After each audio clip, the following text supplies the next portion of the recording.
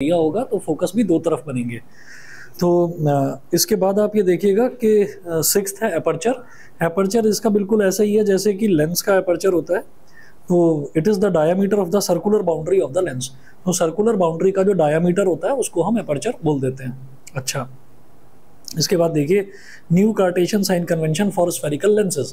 तो spherical lenses में भी जो कार्टेशियन साइन कन्वेंशन है वो बिल्कुल वैसे ही है जैसे मिरर में थे। कैसे कि पेज नंबर है ये 42। तो पहला है all distances are measured from the optical centre of the lens. तो अगर मान लीजिए मैं एग्जांपल के तौर पर, जैसे मान लीजिए मैं कॉन्वेक्स लेंस की बात करूं,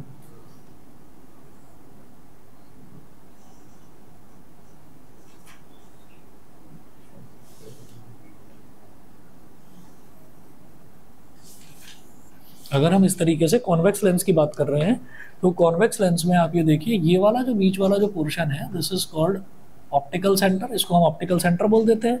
जहां पर वर्टिकल एक्सिस और प्रिंसिपल एक्सिस जो है दोनों मिलते हैं उसको ऑप्टिकल सेंटर बोल देते हैं। और फिर हमने ये कहा कि जितने भी डिस्टेंसेज हैं वो सारे के सारे ऑप्टिकल सेंटर से मेजर करे जाते हैं। मिरर में क्या था, सारे डिस्टेंसेज कहाँ से मेजर करे जाते थे, पोल से मेजर करे जाते थे। ठीक है, यहाँ पर सारे के सारे ऑप्टिकल सेंटर से मेजर करे जाते हैं। अच्छा, all distances are measured from the optical centre of the lens. पहली चीज तो ये है। Second, the distances measured in the same direction as the incident light are taken as positive. तो जितने भी डिस्टेंसेज हैं वो same direction of incident light, हम हमेशा ऑब्जेक्ट को लेफ्ट हैंड साइड पर रखेंगे तो ऑब्जेक्ट से रेज ऑफ लाइट ऐसे निकलेंगी। तो जितनी भी जब रेज ऑफ लाइट निकल रही है तो रेज ऑफ लाइट ऐसे राइट की तरफ निकल रही है, मतलब ऑप्टिकल सेंटर से राइट की तरफ अगर मैं कुछ भी मेजर करूंगा तो दैट इज पॉजिटिव, और लेफ्ट की तरफ कुछ भी मेजर करूंगा तो वो हमारा नेगेटिव हो जाएगा। ऐसे होता है, मिरर में भी यही था। ठीक है, उसके बाद थर्ड देखिए, the distances measured in the direction opposite to the direction of incident light are taken as negative. जो अपोजिट होंगे, भाई इंसिडेंट लाइट इस तरह से आ रही है और हम उसके अपोजिट डायरेक्शन में जा रहे हैं तो वो सारे के सारे नेगेटिव लिए जाएंगे। आगे चलते हैं, फोर्थ है heights measured upwards and perpendicular to the principal axis are taken positive. तो जितनी भी हाइट्स जो हैं वो अपवर्ड मेजर करी जाएंगी उन सबको पॉजिटिव लिया जाएगा। फिफ्थ पॉइंट है height measured downwards and perpendicular to the principal axis are called are taken as negative, उनको सबको नेगेटिव लिया जाएगा। सारे के सारे साइन कन्वेंशन मिरर वाले ही हैं तो इसमें कुछ नया नहीं है। आगे चलते हैं, refraction at a convex spherical surface. Refraction at a convex spherical surface, अब ये आपको समझना है कि रिफ्रैक्शन होता कैसे। तो जो मैं अब ये डेरिवेशन करवा रहा हूँ तो आप ये देखेंगे इस तरीके की ना टोटल 6 डेरिवेशन है और थोड़ी बड़ी देखने में लगेंगी आपको। तो एक डेरिवेशन समझनी है, बाकी सब में सेम प्रोसीजर फॉलो होना है, स्टेप्स भी सारे के सारे सेम है और बस थोड़ा बहुत आपका एंगल जो है वो चेंज होगा। वो कैसे कैसे चेंज होगा वो मैं अभी आपको समझा देता हूँ। तो पेज नंबर 43 पर हैं हम, refraction at a convex spherical surface.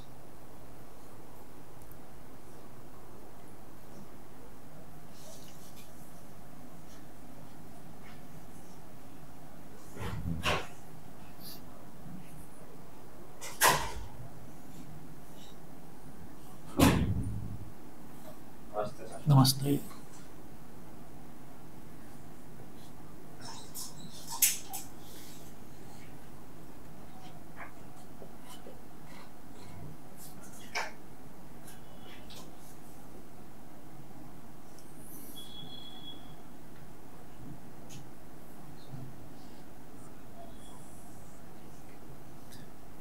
Refraction at a convex spherical surface. अब ये समझिए कि हम कॉन्वेक्स लेंस की बात नहीं कर रहे हैं, अभी कॉन्वेक्स स्फेरिकल सरफेस की बात कर रहे हैं। तो कॉन्वेक्स स्फेरिकल सरफेस किस तरीके से होगा, तो हमें यहाँ पर एक्चुअली रिफ्रैक्शन सही मायनों में देखना है। हमें ये नहीं देखना कि लाइट रे आई और लेंस को पास करने के बाद कैसी हो गई, हमें ये देखना है लेंस के अंदर भी क्या हो रहा है वो देखना है। तो यहाँ पर आप ऐसा समझिए कि जैसे ये लेंस है, ये लेंस है, refraction at a convex spherical surface. तो मुझे कॉन्वेक्स स्फेरिकल सरफेस पर रिफ्रैक्शन देखना है। वो कैसे पता चलेगा, कॉन्वेक्स स्फेरिकल सरफेस ये वाली है, ठीक है, कॉन्वेक्स स्फेरिकल सरफेस ये वाली है। अब आप ये सोचिए ये लेंस है, अब ये लेंस यार इतना पतला सा है तो मैं इसको तो ऐसे तो देख नहीं पाऊंगा, तो इसको जरा मैग्नीफाई कर दो, बड़ा बना दो इसको। ठीक है, तो जब भी ये कहा जाएगा refraction at a convex spherical surface तो हम उसमें कंडीशन देखेंगे कि हमारा ऑब्जेक्ट कहाँ पर है। एक्चुअली होता क्या है, लेंस के अंदर क्या होता है, लेंस के अंदर ये होता है कि यहाँ पर कोई भी ऑब्जेक्ट रखा है, मान लीजिए ऐसे, ये ऐसे आएगा, इसकी इमेज बन जाएगी यहाँ पर ऐसे, और जब इमेज बन जाएगी तो इस इमेज की इमेज फिर यहाँ बनती है या यहाँ वापस यहाँ पर बनती है, वो अलग अलग कंडीशंस पर डिपेंड करता है। तो हम ये सबसे पहले हम क्या देखना चाह रहे हैं कि इधर ऑब्जेक्ट रखा हुआ है उसकी इमेज यहाँ कैसी बनेगी, फिर उसके बाद हम ये भी देखेंगे कि ये जो इमेज बनी है इस इमेज की इमेज यहाँ पर कैसे बनेगी। ठीक है, लेंसेज कहाँ यूज करे जाते हैं?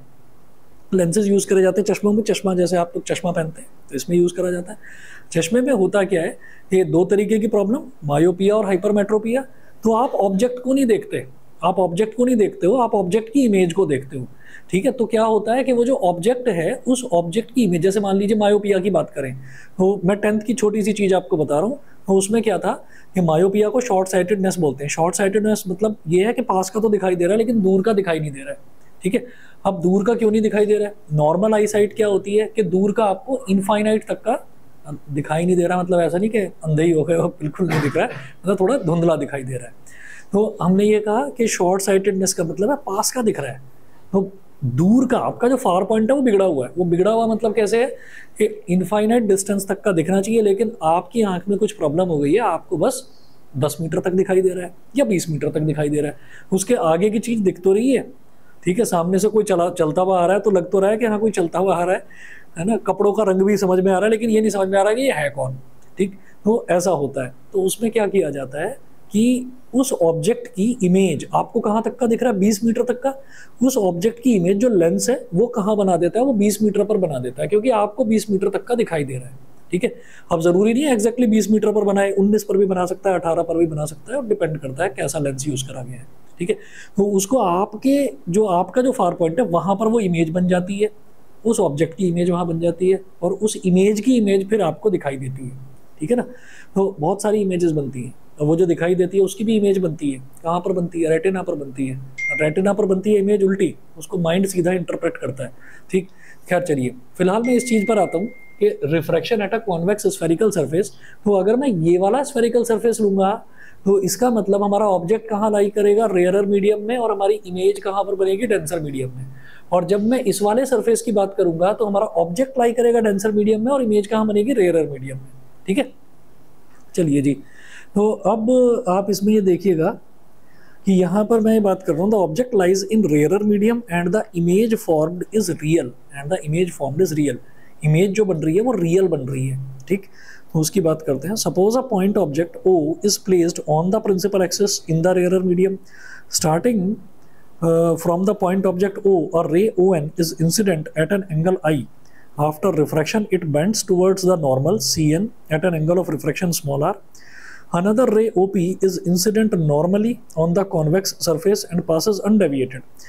The two refracted rays meet at point I, so I is the real image of point object O. ठीक है, अब ये कहानी बिल्कुल समझ में नहीं आई होगी, डायग्राम बनाता हूँ समझ में आएगा। तो इसका मैं पहला केस ले रहा हूँ, object lies in rarer medium.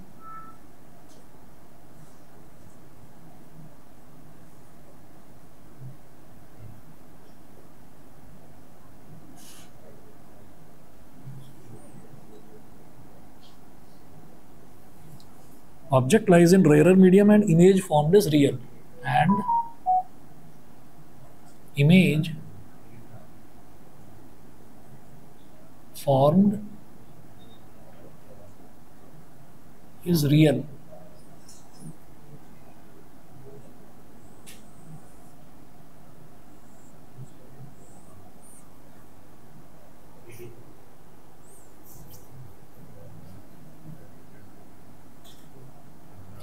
Refraction at convex spherical surface.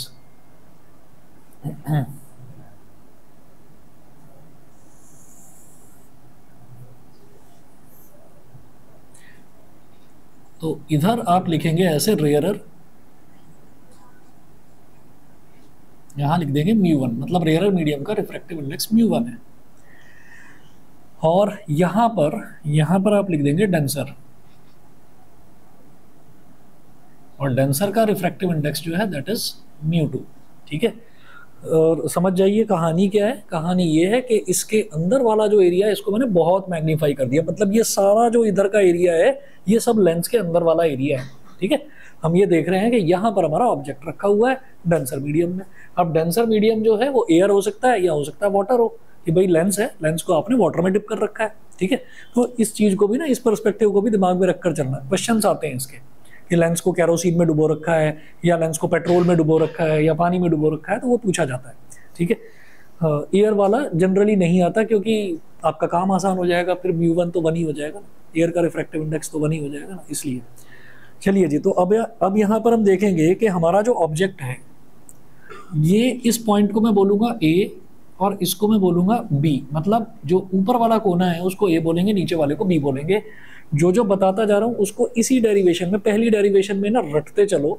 मैं आपको 6 डेरिवेशन है, 2 या ज़्यादा ही मेरा मन करेगा तो 3 बता दूंगा, बाकी की सारी आप खुद करोगे और सब समझ में आ जाएंगी, ठीक है। सब में स्टेप्स बिल्कुल सेम है, आपको भी लगने लगेगा कि हाँ ये मैं खुद कर सकता हूँ। तो जरा पहली वाली समझ लो ढंग से, देखिएगा। हमने ये कहा सबसे पहले एक सरफेस बना ली, यहाँ पर ऊपर वाले पॉइंट को ए बोला, नीचे वाले पॉइंट को बी बोला। यहाँ पर लिख दिया मैंने ओ। ओ क्या है? O is for object. O को लेंगे ऑब्जेक्ट, आई को लेंगे इमेज, तो ओ हो गया ऑब्जेक्ट। अब ऑब्जेक्ट से कितनी रेज ऑफ लाइट निकलेंगी? ऑब्जेक्ट से निकलेंगी बहुत सारी रेज ऑफ लाइट। तो मैंने कहा कि हम तो कोई एक रे ऑफ लाइट ले रहे हैं, ठीक है, और लेते कितनी, हम 2 रेज ऑफ लाइट लेते हैं। तो एक्चुअली लेंगे 2, पर पहले एक की बात करता हूँ। तो ये ऑब्जेक्ट है, इस ऑब्जेक्ट से एक रे ऑफ लाइट ऐसे निकली, ठीक है। जो रे ऑफ लाइट यहाँ से जाती है, जो ray of light principal axis से ही जा रही है, वो तो अनडेविएटेड ही गुजर जाती है ना, ठीक है। कैसे? क्योंकि इसको आप कंप्लीट करके अगर स्फीयर बनाएंगे तो ये रे ऑफ लाइट कहाँ जाकर स्ट्राइक कर रही है? ये जाकर स्ट्राइक करेगी सेंटर पर, सेंटर ऑफ कर्वेचर पर, ठीक है। और सेंटर ऑफ कर्वेचर को जाने वाली जितनी भी लाइट रेज होती है उनमें कहीं कोई डेविएशन नहीं होता, समझ गए? ये हमने देखा था, ये हमने मिरर में भी देखा था कि अगर कोई ray of light centre of curvature तक जा रही है तो वो जैसी जा रही है उसी रास्ते वापस लौटेगी। लेंस में भी यही होता है कि वो अगर सेंटर ऑफ कर्वेचर से जा रही है तो स्ट्रेट गुजर जाएगी, ठीक है। चलिए जी, तो पहली रे मैंने ये ले ली, ठीक। पहले लिया ऑब्जेक्ट, ऑब्जेक्ट को बोला ओ, पहली रे मैंने ये ले ली। उसके बाद दूसरी रे आपका जो मन करे, इतने एंगल पर ले लो, थोड़े बड़े एंगल पर ले लो, जैसा मन करे। तो आपने ये एंगल बना लिया यहाँ पर, ये दूसरी रे ऑफ लाइट हो गई। अब याद रहे कि ऑब्जेक्ट से जो रे ऑफ लाइट निकल रही है वो प्रिंसिपल एक्सिस के साथ एंगल बनाएगी अल्फा। अल्फा ही लेंगे हर जगह, ठीक है। ऑब्जेक्ट से जो रे ऑफ लाइट निकल रही है वो प्रिंसिपल एक्सिस के साथ जो एंगल बनाएगी उस एंगल को मैं बोलूंगा अल्फा। ये अल्फा बोल दिया इसको। इसके बाद हम ये कहेंगे कि यहाँ कहीं इसका सेंटर ऑफ कर्वेचर है, मान लीजिए, चलिए ये है सी, ठीक है।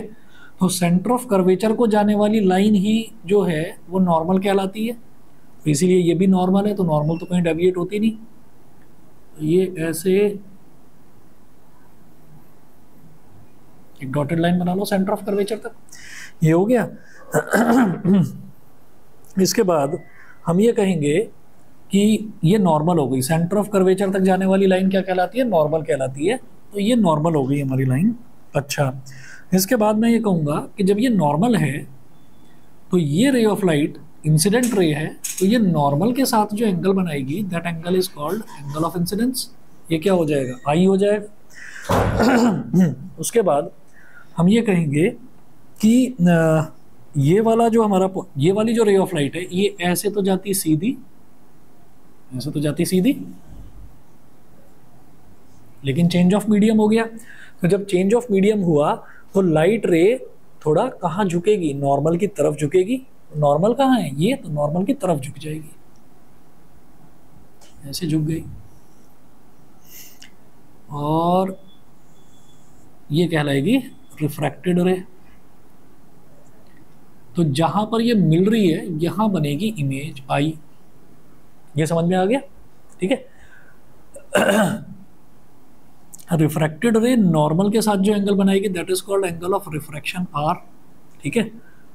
इंसिडेंट रे ने प्रिंसिपल एक्सिस के साथ जो एंगल बनाया उसको मैंने लिया alpha. Refracted ray principal axis के साथ जो एंगल बनाएगी उसको हम लेंगे बीटा। नॉर्मल प्रिंसिपल एक्सिस के साथ जो एंगल बनाएगी उसको हम लेंगे गामा, ठीक है। अल्फा बीटा गामा, इस तरह से याद रहेगा, ठीक है। तो 3 एंगल तो ये हुए, अल्फा बीटा गामा। अल्फा क्या होगा?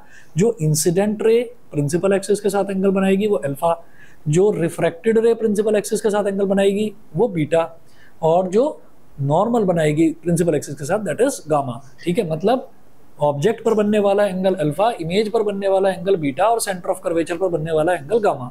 उसके अलावा दो एंगल और हैं, एंगल ऑफ इंसिडेंस और एंगल ऑफ रिफ्रैक्शन। ठीक है, दो एंगल ये हैं। चलिए इसके बाद आगे बढ़ते हैं जरा। अब हम ये कहेंगे कि यहाँ पर मुझे एक काम और करना है। ये वाला जो पॉइंट है, ये वाला जो पॉइंट है, इसको मैं P बोल दूंगा, P फॉर पोल, इसको P बोल देंगे। और जो ये पॉइंट है जहाँ पर ये नॉर्मल स्ट्राइक करती है, इसको N बोल दिया। और यहाँ से मैं एक परपेंडिकुलर डालूंगा, परपेंडिकुलर, और इस पॉइंट को बोल देंगे M। तो ये NM जो है ये क्या हो गया, एक तरह से परपेंडिकुलर ड्रॉप कर दिया हमने प्रिंसिपल एक्सिस पर। ठीक है, अच्छा जी, तो फिगर आपकी ये कंप्लीट हुई। इसके बाद अब आपको आगे बढ़ना है। आप ये कहेंगे पोल से लेकर, क्योंकि अभी एक ही सरफेस की बात कर रहे हैं तो ऐसे बिहेव कर रहा है जैसे कि एक मिरर हो, है ना। तो पोल से लेकर और ऑप्टिकल सेंटर तक का जो डिस्टेंस है, ऑप्टिकल सेंटर कह रहा हूँ सॉरी, ऑब्जेक्ट तक का जो डिस्टेंस है उसको क्या बोलेंगे हम, ऑब्जेक्ट डिस्टेंस U, ये हो जाएगा U। ऐसे ही P से लेकर I तक का जो डिस्टेंस है ये क्या हो जाएगा V, इमेज डिस्टेंस। और P से लेकर C तक का जो डिस्टेंस है ये क्या हो जाएगा, अरे पोल से सेंटर ऑफ कर्वेचर तक, रेडियस ऑफ कर्वेचर हो गया, ये R हो गया। यहां तक बोलिए क्लियर है, ठीक है। अच्छा जी, इसके बाद जो ये करा है वो लिख रखा है, draw NM perpendicular to the principal axis, let alpha, beta and gamma be the angles as shown in figure. अब बात करेंगे ट्राइंगल NOC की। ठीक है, जो भी मैंने वर्ड्स यूज करे हैं ना, जो भी मैंने अल्फाबेट्स यूज करे हैं, सारे डेरिवेशंस में यही अल्फाबेट्स यूज करने हैं। ये जो आपने सरफेस बनाया, इसके ऊपर वाले हिस्से को A, नीचे वाले हिस्से को B, ऑब्जेक्ट के लिए O, इमेज के लिए I, सेंटर ऑफ कर्वेचर के लिए C। और जहां पर नॉर्मल है, ये एक डॉटेड लाइन आप बनाएंगे C तक जाती हुई, यही नॉर्मल है आपका। तो ये वाला पॉइंट N कहलाएगा। N से जो परपेंडिकुलर ड्रॉप कराएंगे उसको पॉइंट को M बोलेंगे। तो ये NM हो गया, अल्फा, बीटा, गामा, R और I। अब जरा ट्राइंगल की बात कर रहे हैं। सबसे पहले मैं बात करूंगा ट्राइंगल किसकी, NOC की। सबसे पहले हम NOC की बात करेंगे। तो ट्राइंगल अगर NOC की बात कर रहा हूँ ना पहले डेरिवेशन में, तो हर डेरिवेशन में सबसे पहले मैं ट्राइंगल NOC ही उठाऊंगा। तो ट्राइंगल NOC, यहाँ देखिए, इन ट्राइंगल NOC। और ट्राइंगल NOC में सबसे पहले हमें क्या करना है, हमें लगा देनी है यहाँ पर exterior angle property. Exterior angle property क्या होती थी, एक्सटीरियर एंगल प्रॉपर्टी ये होती थी कि exterior angle is equal to sum of interior opposite angles, ये होता था। तो जरा ट्राइंगल NOC को ध्यान से देखो, NOC, तो इंटीरियर एंगल तो गामा है और एक अल्फा है, और कोई एक लाइन जो बाहर को निकल रही हो, जो बाहर को एक्सटेंड हो रही हो, NOC की, मैं ये कह रहा हूँ, हाँ ये CN जो है ये बाहर को निकल रही है, इसका मतलब ये एक्सटीरियर एंगल हो गया। तो exterior angle is equal to sum of interior opposite angles. तो I is equal to alpha plus gamma हो गया, I is equal to alpha plus gamma. ठीक है, यहाँ पर लिख रहा हूँ I is equal to alpha plus gamma, इसको बोल दिया हमने इक्वेशन नंबर 1। ठीक है, उसके बाद अब बात करेंगे ट्राइंगल NIC की। In triangle NIC, in triangle NIC, तो NIC की बात करिए। NIC में फिर वही करना है, ये ढूंढना है कि NIC की कोई सी एक लाइन होनी चाहिए जो बाहर को निकल रही हो, यानी कि एक्सटेंड हो रही हो, और उस पर एंगल जो बन रहा होगा वो एक्सटीरियर एंगल होगा। तो ये है N, ये है I और ये है C। क्या हो गया, फोन का ये कोई रिंगटोन है क्या ये?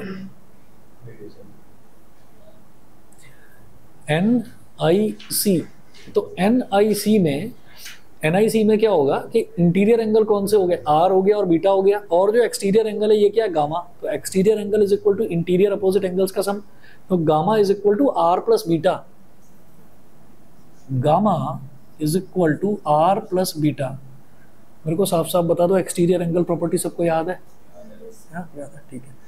यहाँ से हमने क्या निकाला, एंगल ऑफ इंसिडेंस I निकाला है। यहाँ से मैं एंगल ऑफ रिफ्रैक्शन निकालना चाहता हूँ, तो ये तो एक्सटीरियर एंगल प्रॉपर्टी लगाई, तो R क्या हो जाएगा, गामा माइनस बीटा। तो पलट कर लिख दो, R is equal to gamma minus beta. ये हो गई हमारी इक्वेशन नंबर 2। यहाँ तक बताइए क्लियर है? ठीक है, चलो जी। तो पहले क्या करना था, ट्राइंगल NOC में एक्सटीरियर एंगल प्रॉपर्टी लगाकर I की वैल्यू, फिर ट्राइंगल NIC में एक्सटीरियर एंगल प्रॉपर्टी लगाकर R की वैल्यू निकाल लिया, 2 इक्वेशन बन गई। इसके बाद पेज नंबर 44 पर आइए। Suppose all the rays are paraxial then the angles I are alpha beta gamma will be very small. तो ये लेकर चलना है। पैरा एक्सियल का मतलब क्या होता है, समझने के लिए मैं इसको ना थोड़ा बड़ा दिखा रहा हूँ। पैरा एक्सियल का मतलब क्या है, सारी लाइंस ना बड़ी नजदीक नजदीक आ रही हैं।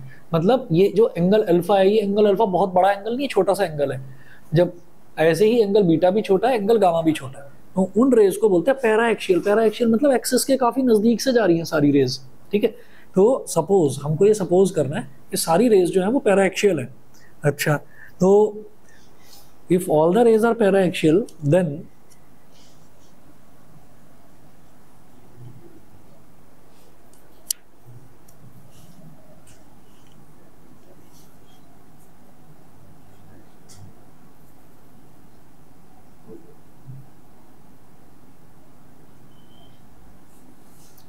suppose all the rays are paraxial,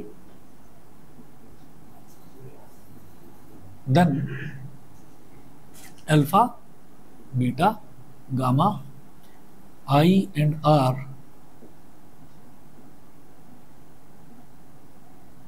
will be very small। ये सारे के सारे बहुत छोटे होंगे।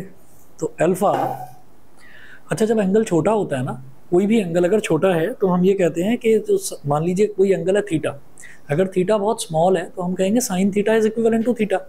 और यही कहानी टैन में होती है कि tan theta is also equivalent to theta, ये लिया जाता है। तो हमने ये कहा कि जब एंगल्स बहुत स्मॉल हैं तो जरा लिखते हैं therefore alpha is equivalent to tan alpha. Alpha is equivalent to tan alpha. Alpha जो है वो टैन अल्फा के इक्वल होगा। जरा टैन अल्फा बताना क्या होगा। ये जो एनएम बनाया है ना, ये इसीलिए बनाया है ताकि टैन अल्फा निकाल सकूं। तो कैसे निकलेगा, परपेंडिकुलर अपॉन बेस, तो क्या हो जाएगा NM upon OM, NM upon OM, ठीक है। बड़े दिनों बाद आज दोस्त मिले हैं, इसीलिए कुछ ज्यादा बातें हो रही हैं। नहीं, मैंने किसी का नाम नहीं लिया, उसने मुंह अपने आप फेर लिया, वो समझ गया अपने आप ही। चलिए, tan alpha is equal to N M upon O M. तो N M upon O M. अब आप ये देखिएगा कि यहाँ पर हर एक केस में हमको ये लेकर चलना है कि ये जो m है ये p के ना बड़ा क्लोज है। भाई रेज बड़ी पैराएक्सियल है, रेज पैराएक्सियल है, साथ साथ जो हम ये लेंस ले रहे हैं ना, लेंस भी कोई इतना ज़्यादा पैराबोलिक नहीं ले रहे हैं। तो समझाने के लिए बता रखा है, लेंस में भी कर्व कोई बहुत ज़्यादा बड़ा नहीं है। तो एन एम जो है M is very close to P, तो मैं ओ एम को ओ पी बोल सकता हूँ, ओ एम को हम ओ पी बोल सकते हैं, ठीक है। तो हम यहाँ पर ये कहेंगे N M upon O P. इसी तरह से beta is equivalent to tan beta, ठीक है, क्योंकि एंगल्स बहुत स्मॉल है तो बीटा tan बीटा के इक्विवेलेंट है। तो भाई tan बीटा क्या हो जाएगा, परपेंडिकुलर अपॉन बेस, तो ये क्या हो जाएगा, ये भी हो जाएगा ना nm अपॉन im। तो nm अपॉन im, तो nm को तो nm ही रहने दो और im की जगह लिख दीजिए ip, क्योंकि m is very close to p, m is very close to p, तो इसलिए मैंने im को ip लिख दिया। इसी तरह से gamma is equivalent to tan gamma, और tan गामा क्या हो जाएगा, फिर देखिए tan गामा क्या हो जाएगा, nm अपॉन cm।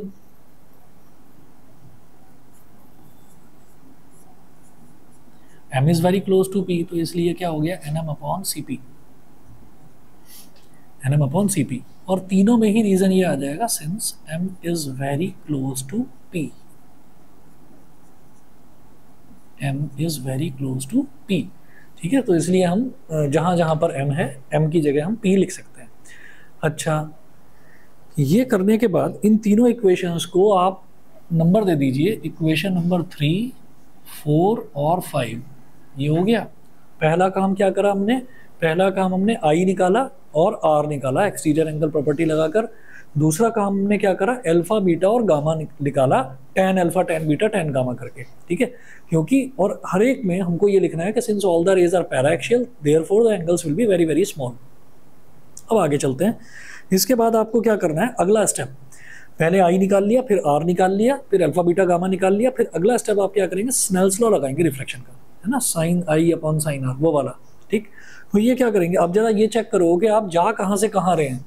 आप रेयरर मीडियम से डेंसर मीडियम में जा रहे हो, तो रेयरर से डेंसर में जा रहे हो, यानी कि 1 से 2 में जा रहे हो, तो क्या होगा 1 म्यू 2, है ना, 1 म्यू 2। तो ये लिखेंगे from Snell's law,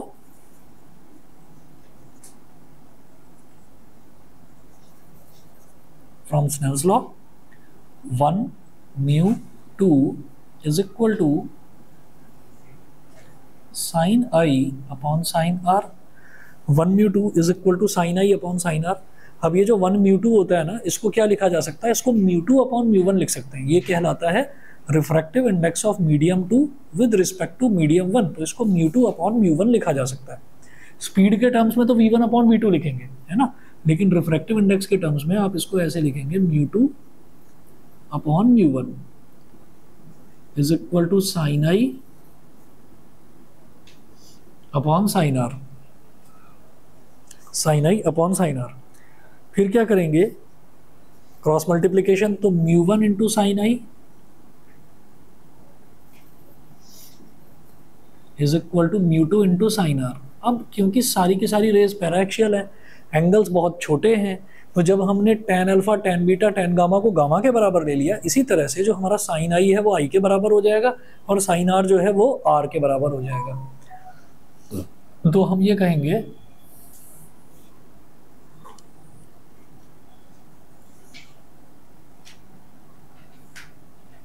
sign i is equivalent to I and sin R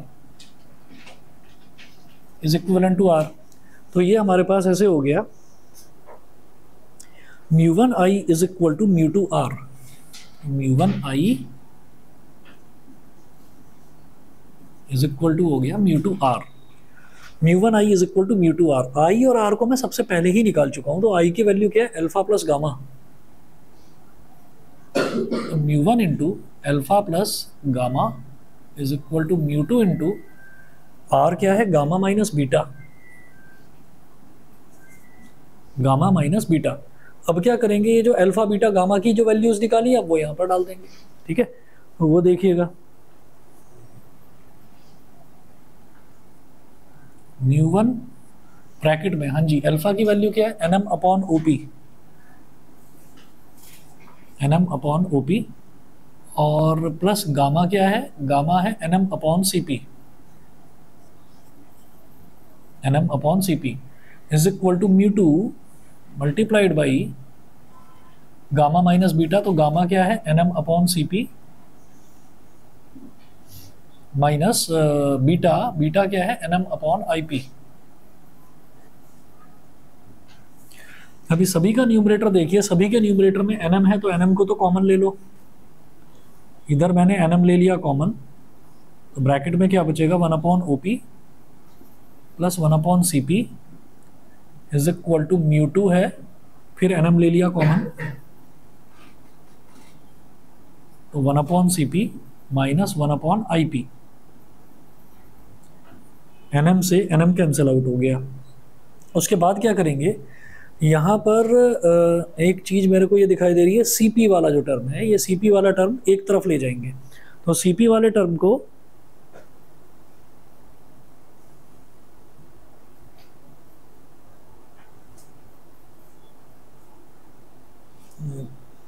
page number कौन सा था, 40, अच्छा 46, ठीक है। तो इसमें आपको क्या करना है कि ये जो सीपी वाला टर्म है, सीपी वाले टर्म को एक तरफ ले जाएंगे, तो इसको अगर एक्सपेंड करेंगे तो क्या बन गया, mu 1 upon OP plus mu 1 upon CP is equal to mu 2 upon CP minus mu 2 upon IP. अब सीपी को इधर ले आओ, इसको इधर ले आओ, तो ये हो जाएगा mu 1 upon OP plus mu 2 upon IP is equal to mu 2 minus mu 1 upon CP. यहां तक बता दीजिए, यहां तक क्लियर है, ठीक है। अच्छा जी, इसके बाद आगे चलते हैं, यूजिंग पेज नंबर 45 पर हैं अब हम। Using new Cartesian sign convention we find object distance OP is equal to minus u, image distance PI is equal to plus V and PC is equal to plus R, ठीक है। तो यहाँ पर आप ये देखिएगा कि जो ओपी है ना, ऑब्जेक्ट का डिस्टेंस ओपी, तो all the distances are measured from pole, तो लेफ्ट में मेजर करा जा रहा है, तो ये ऑब्जेक्ट डिस्टेंस ओपी क्या हो जाएगा, माइनस यू। ठीक है, ये मिटा रहा हूं इधर से।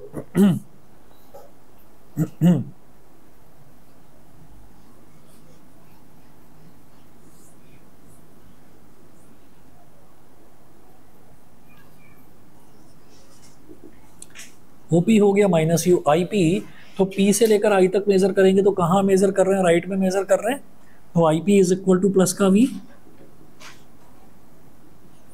और उसके बाद सीपी, तो सीपी का मतलब पी से सी तक जा रहे हैं, तो ये भी प्लस का आर हो जाएगा,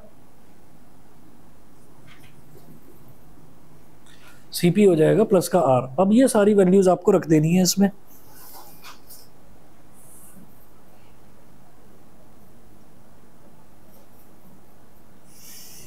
देखिएगा ये हो जाएगा हमारे पास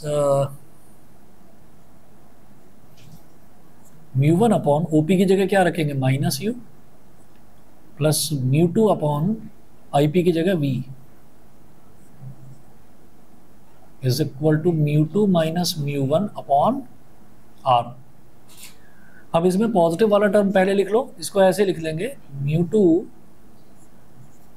upon we minus mu one upon you is equal to mu two minus mu one upon R.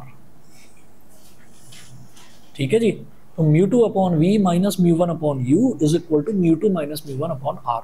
तो ये जो है ये एक फॉर्मूला आ गया इसका, when the object lies in rarer medium and the image formed is real, and the image formed is real. Real image इसमें तभी बनती है जब हम ये कहते हैं कि यहाँ पर ऑब्जेक्ट रखा है और सामने ही इमेज बन जाए, तो हम ये कहते हैं कि वो रियल इमेज है। ठीक है, और वर्चुअल इमेज कब बनती है, जब ऑब्जेक्ट इधर रखा है और इमेज यहाँ पीछे बन जाए, या इसी तरफ जब इमेज, जब सेम साइड इमेज बनती है, तो that is called virtual image, lens के केस में। ठीक है, मिरर में उल्टा होता है। अच्छा, अब आप ये देखिए, अब इन्होंने कुछ कंडीशन दे रखी है, if the first medium is air then mu one is equal to one and mu two is equal to mu, we have mu upon we minus one upon you is equal to mu minus one, मतलब mu one की जगह one डाल दिया है और mu two की जगह सिर्फ म्यू लिख दिया है। एक्चुअली फॉर्मूला ये है। ठीक है, जो आगे लिखा हुआ है वो फॉर्मूला हमें न्यूमेरिकल्स में भी काम नहीं आएगा, ये फॉर्मूला आना है न्यूमेरिकल्स में काम। ठीक है, अच्छा जी, तो फर्स्ट वाला समझ में आ गया। अब सेकंड वाला देखिएगा, प्रोसीजर याद रखना। सबसे पहले ट्राइंगल एनओसी में आई निकालेंगे ट्राइंगल एनओसी की हेल्प से, फिर आर निकालेंगे ट्राइंगल एनआईसी की हेल्प से, फिर कह देंगे कि all the rays are paraxial, फिर निकालेंगे अल्फा बीटा गामा, फिर उसके बाद स्नेल्स लॉ लगाएंगे, one mu two is equal to sine i upon sine r करेंगे, फिर कहेंगे साइन आई आई के बराबर, साइन आर आर के बराबर, mu one sine i is equal to mu two sine r, ये हो जाएगा। फिर आप क्या करेंगे, आई की वैल्यू पहली वाली इक्वेशन से डाल देंगे, आर की वैल्यू दूसरी वाली इक्वेशन से, फिर बस कार्टेशियन साइन कन्वेंशन जो है, ये साइन कन्वेंशन में बस अंतर होगा, वो डिपेंड करेगा कि आपका ऑब्जेक्ट कहाँ पर है और इमेज कहाँ पर बन रही है। तो किसी में प्लस यू हो जाएगा, किसी में माइनस यू हो जाएगा, ऐसे बनेगा। अगला देखिएगा, अभी समझ में आएगा, ना समझ में आया तो बता देना। The object lies in the rarer medium and the image formed is virtual, image formed is virtual, object lies in the rarer medium, तो ऑब्जेक्ट हमारा यहीं पर रहेगा, रेयरर मीडियम में रहेगा, मतलब म्यू वन में रहेगा, और इमेज फॉर्म्ड इज वर्चुअल, तो इमेज जो है इस बार वर्चुअल बनने वाली है। when the object O in the rarer medium lies close to the pole P of the convex refracting surface, the two refracted rays appear to diverge from a point I on the principal axis as shown। जरा ये देखिएगा इसमें image कैसी बनेगी। तो हमारा second case है, the object lies in the rare medium and the image formed is virtual.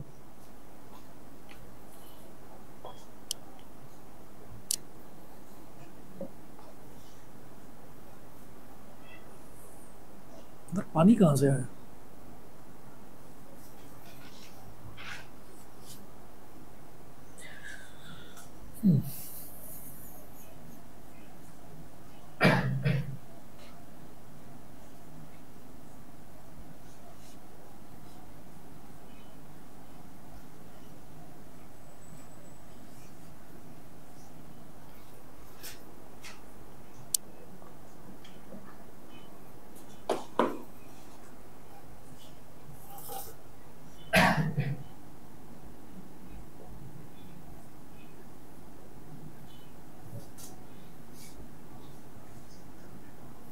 Object lies in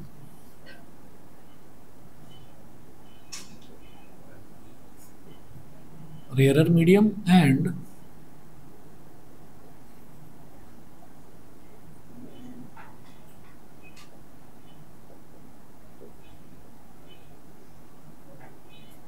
image formed as virtual.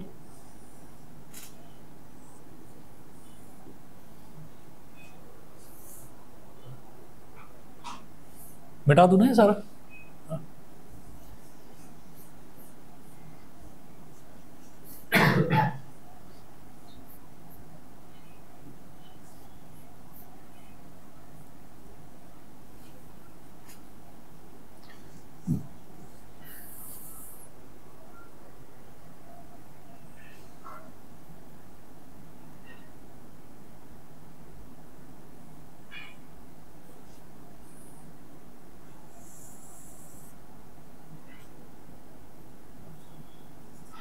तो अब कब बनती है इमेज जो है वो वर्चुअल, कब बनती है? जब ऑब्जेक्ट जो है वो पोल के थोड़ा सा नज़दीक होता है।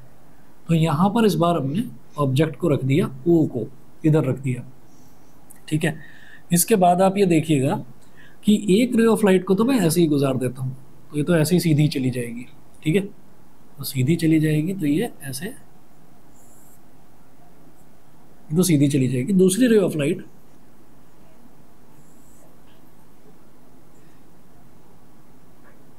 ये एंगल क्या हो गया जो ऑब्जेक्ट पर बनता है? अल्फा। फिर जिस पॉइंट पर ये स्ट्राइक करता है उस पॉइंट से हम सेंटर ऑफ कर्वेचर को ज्वाइन कर देते हैं,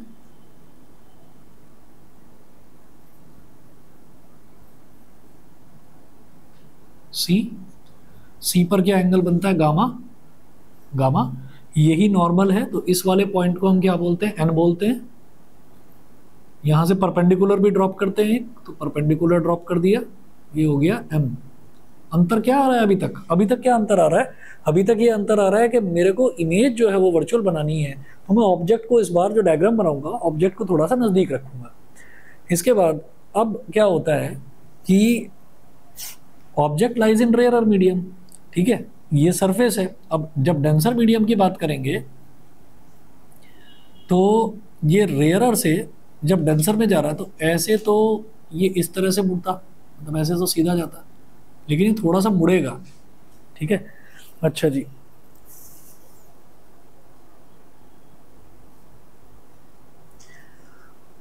तो ऐसे तो ये सीधा जाएगा, लेकिन जब हम कहेंगे कि भाई इसको मोड़ते हैं थोड़ा सा, तो ये थोड़ा सा मुड़ गया।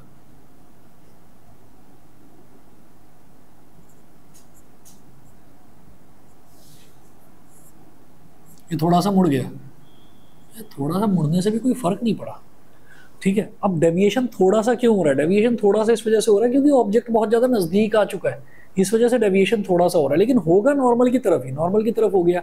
लेकिन देखें तो जहां पर एक रे ऑफ लाइट जा रही है जो सीधी जा रही है, और दूसरी ray of light refracted raise जहां पर ये मिलेंगी वहीं इमेज बनेगी। भाई मिलती हुई नजर नहीं आ रही, क्योंकि ये ऐसे जा रही है और ये ऐसे जा रही है, तो मिलती हुई नजर नहीं आ रही है। वर्चुअल में ऐसा ही होता है कि वो सामने आपको मिलती हुई नजर नहीं आती, तो आपको उसको पीछे एक्सटेंड करना पड़ता है। तो इसको पीछे एक्सटेंड कर लेंगे ऐसे,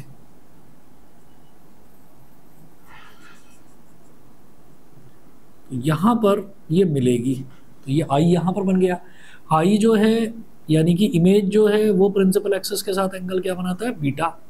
ये एंगल बीटा हो गया, ये अल्फा हो गया, ये गामा हो गया, ठीक है। इंसिडेंट रे ने नॉर्मल के साथ जो एंगल बनाया, ये पूरा एंगल ध्यान देना, ये नॉर्मल ये है, तो इंसिडेंट रे ये है, तो इंसिडेंट रे ने नॉर्मल के साथ जो एंगल बनाया दैट इज आई। रिफ्रैक्टेड रे कौन सी है? ये है रिफ्रैक्टेड रे। तो रिफ्रैक्टेड रे ने नॉर्मल के साथ जो एंगल बनाया that is r, that is r. इसको भी आप आर बोल सकते हैं, और हाँ इसी को बोलिए अभी आर, ठीक है। ये हो गया, नहीं तो वर्टिकली अपोजिट एंगल लेकर देखना चाह रहा था मैं, पर जरूरत नहीं है उसकी, ठीक। तो ये आर हो गया, ये आई हो गया, अल्फा बीटा गामा, ये सबको क्लियर हो ही गए होंगे। अब आप ये देखिएगा कि यहाँ पर ओ से लेकर पी तक का डिस्टेंस ये वाला यू, लास्ट में जब मैं साइन कन्वेंशन यूज करूंगा तो मैं ओपी को माइनस यू बोलूंगा। क्यों? क्योंकि पी से लेफ्ट की तरफ है, माइनस यू बोलूंगा। और आई जब मैं मेजर करूंगा, आई पी जब मैं उसको यू लिखूंगा मैं उसको लिखूंगा माइनस वी, फिलहाल वी लिखना है यहाँ पर डायग्राम में, यू और वी ही लिखना है। और पी से सी तक का डिस्टेंस ये क्या होता है हमारा, रेडियस ऑफ कर्वेचर। तो radius of curvature is R, capital R, वो कैपिटल आर ही रहेगा। डायग्राम सभी को क्लियर है? ऑनलाइन वाले बच्चे बता दें, आदित्य, सोमेन, शानवी, दिव्यांका, सुभान, क्लियर है? ठीक है, चलिए जी, ठीक है।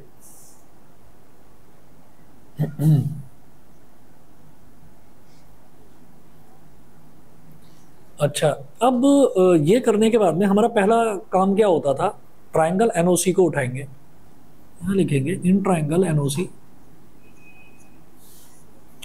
ठीक है, ट्राइंगल एनओसी। तो एन ओ और सी, तो एनओसी में इंटीरियर एंगल कौन से दिखाई दे रहे हैं भाई, अल्फा और गामा, और बाहर निकलता हुआ एक एंगल दिख रहा है आई, तो I is equal to alpha plus gamma. Equation number 1, I is equal to alpha plus gamma. ये तो पहले वाली डेरिवेशन वाली सेम ही दिख रही होगी, उसमें भी यही था, अल्फा प्लस गामा, ठीक है। दूसरी में चेंज होएगा क्योंकि अब हमारा जो इमेज है वो इमेज इस तरफ बन रही है। तो in triangle NIC,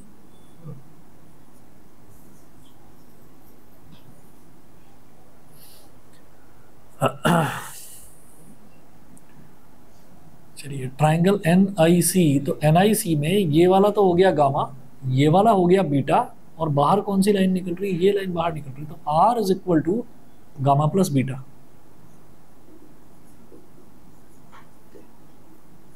equation number 2, आगे का प्रोसीजर वही, suppose all the rays are paraxial, तो alpha is equal to tan alpha nm upon OM, यहाँ पर भी देखना वही आएगा, tan अल्फा क्या बन जाएगा nm अपॉन ओएम, फिर आप अगले स्टेप में बोल दोगे nm अपॉन ओपी, फिर beta is equal to tan beta, तो tan बीटा क्या हो जाएगा nm अपॉन im, फिर अगले स्टेप में आप उसको nm अपॉन ip बोल दोगे।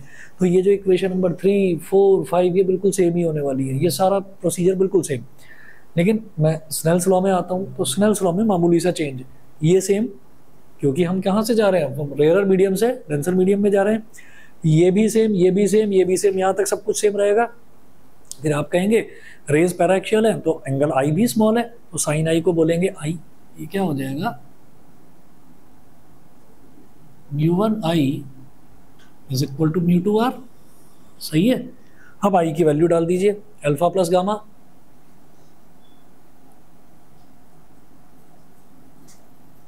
म्यू2 आर की वैल्यू डाल दीजिए गामा प्लस बीटा,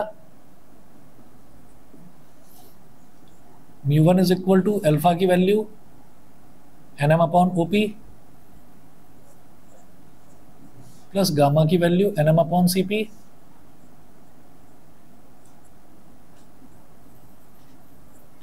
गामा की value nm upon CP, beta की value nm upon IP.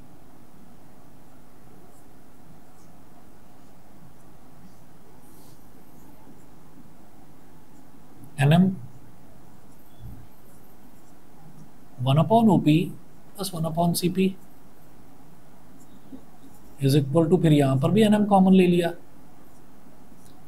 1 upon CP plus 1 upon IP, nm से nm कैंसिल आउट हो गया। फिर वही काम करना है कि सीपी वाला जो टर्म है उसको राइट हैंड साइड में ले जाना, पहले एक्सपेंड कर लीजिए, क्या हो गया म्यू1 अपॉन ओपी प्लस म्यू1 upon CP is equal to म्यू2 अपॉन सीपी प्लस म्यू2 अपॉन आईपी। हमको सीपी वाले टर्म्स को राइट हैंड साइड में ले जाना है, ये हो गया म्यू1 अपॉन ओपी माइनस म्यू2 upon IP is equal to म्यू2 अपॉन सीपी माइनस म्यू1 अपॉन सीपी, तो सीधा लिख दूं म्यू2 माइनस म्यू1 अपॉन सीपी, ये हो गया। अब ओपी जो है, ओपी क्या होगा भाई, पी से लेकर ओ तक का डिस्टेंस, तो माइनस यू लिखेंगे, म्यू1 अपॉन माइनस यू माइनस म्यू2 अपॉन, इस बार हमारा जो इमेज है वो भी लेफ्ट में बन रहा है, लेफ्ट में बन रहा है, तो इमेज डिस्टेंस भी माइनस वी होगा, माइनस म्यू2 upon minus V is equal to म्यू2 माइनस म्यू1 अपॉन सीपी। सीपी मतलब पी से सी तक अगर डिस्टेंस मेजर करेंगे तो पॉजिटिव है, तो आर, तो माइनस माइनस प्लस, तो क्या हो जाएगा म्यू2 अपॉन वी माइनस म्यू1 upon you is equal to mu two minus mu one upon R. क्या समझ में आया? इमेज आपकी रियल बने या वर्चुअल बने, फॉर्मूला यही बनेगा, mu two upon we minus mu one upon you is equal to mu two minus mu one upon R. ये हो गया, ठीक है। दो केसेस बताए हैं, आगे के दो केसेस जरा खुद से करके देख लेते, ठीक है।